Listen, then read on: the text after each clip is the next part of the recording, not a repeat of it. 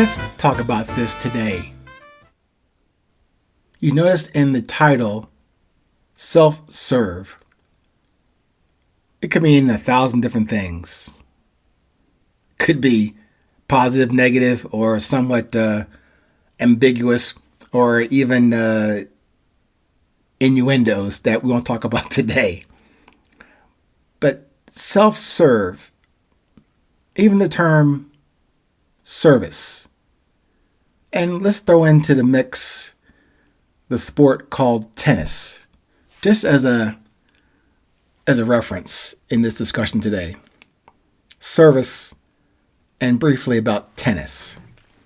But before I get into that, as I usually do, let me ask you a couple of questions. In terms of service or self-serve, who do you serve? Why do you serve? Do you serve on a daily basis at all?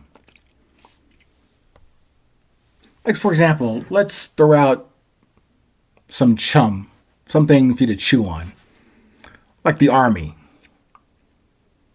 That's where you can serve, right? Or if you're not an Army person, let's call it the military service. But what about corporations that you may have been a part of if you worked in the civilian private sector? Is that possibly where you have served or where you do serve those corporations? What about this other example or these other examples? What about the wife, the husband? How about the side piece? Do you serve them? How about this or this list about the car, the cat, the dog, the child, your hobby, your addiction, your habit, your ego? What about just you? And what about that question ever present in the 820 enterprise?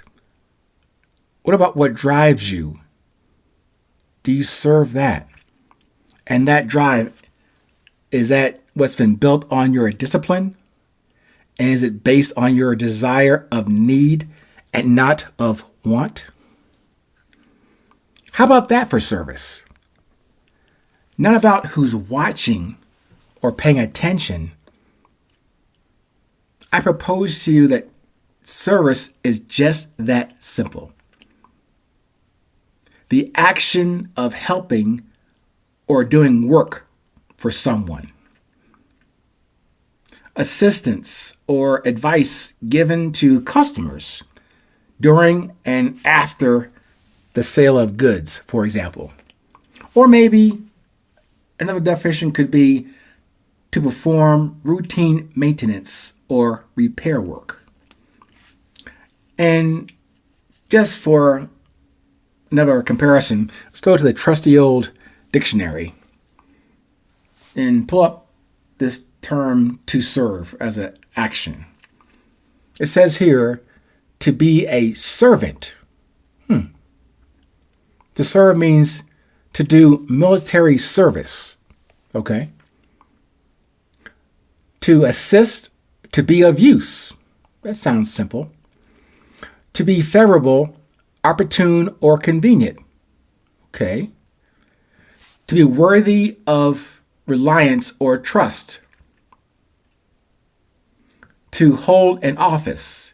To discharge a duty or function. I think those are all worthy references to discuss this thing about service. But now, how about the Ming resilience definition on serve and service? I say this: to put something from yourself in action without regard to external acknowledgement or pleasure, satisfaction or dissatisfaction, to deliver on purpose and with a message consistent with your courage.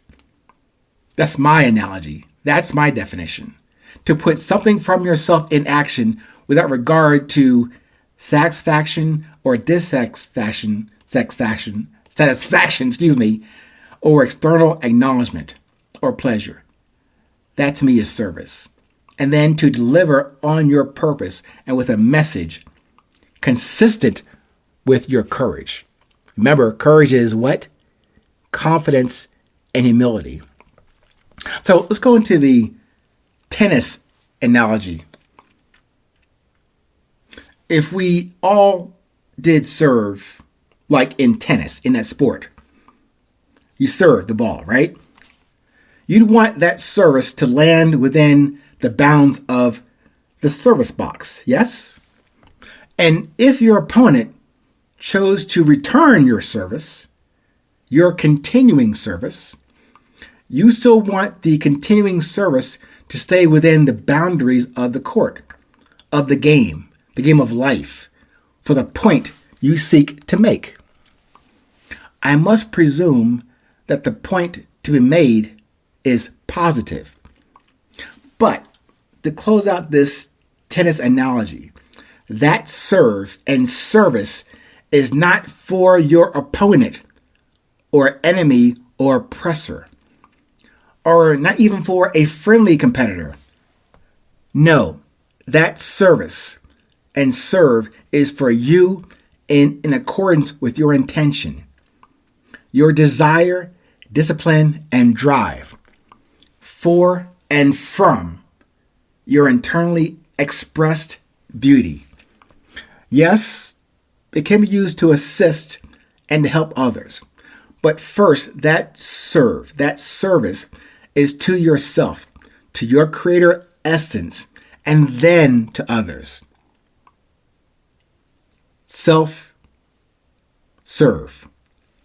Advantage, you.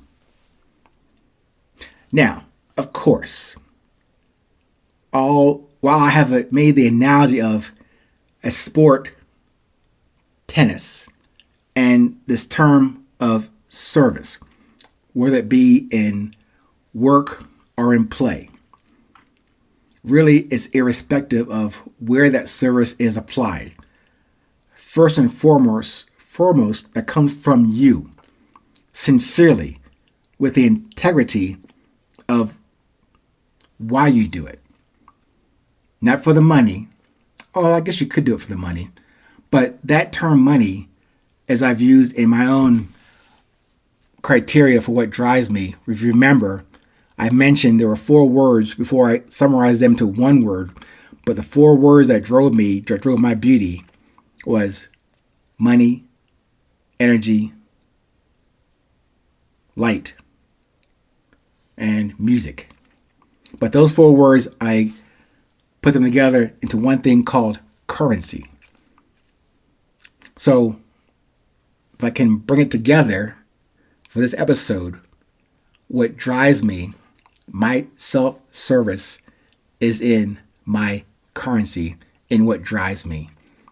I only ask you again today to continue to consider and reconsider asking yourself and observing the answers you receive in those questions about what drives you. And that is what you should self-serve.